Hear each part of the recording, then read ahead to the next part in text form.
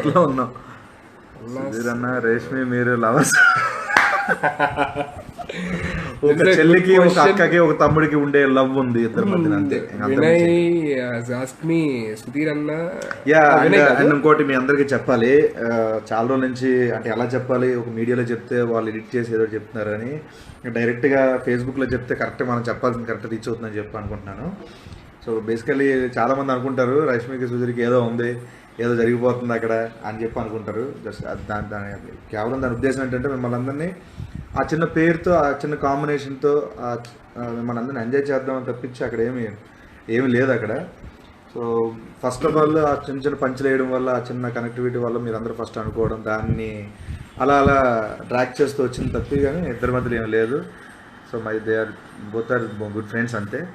ఎప్పుడు వీళ్ళిద్దరు హాయ్ అని మెసేజ్ పెట్టుకుందని చూడలేదు. ఎన్నిసార్లు మెసేజ్ చేశారు రష్మికి? హార్డ్లీ 4 yearsలోని 1-2 times. ఏదో హుదూద్ వచ్చినప్పుడు అప్పుడు ఏదో దానికి ఒకసారి మెసేజ్ చేశాను, ఇంకొకసారి ఏదో ఈవెంట్ కోసం అంతే తప్ప we hardly talk, we don't talk. But జనాల్లో నా కాన్ఫ్లిక్ట్ ఉండిపోయింది. మామూలు మాట్లాడుతాం కానీ అంటే హలో నేను మీతో జాయిన్ అవుతా ఆటో రామ్ సుధీర్ అన్న యూ రాక్.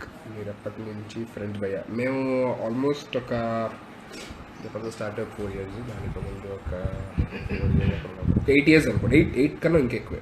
సుధీర్ గారు మీకు రష్మికు క్రష్ ఉందా? ఇప్పుడే చెప్పాను కదా. చెప్పాము no crush and not something like that. We are just very good. Hi Srinu, Getup Srinu. మీ మ్యారేజ్ ఎప్పుడు? అయిపోయి 3 years అయిపోయింది భయ్యా. మ్యారేజ్ అయిపోయి 3 years. నాకు ఒక బాబు ఉన్నాడు.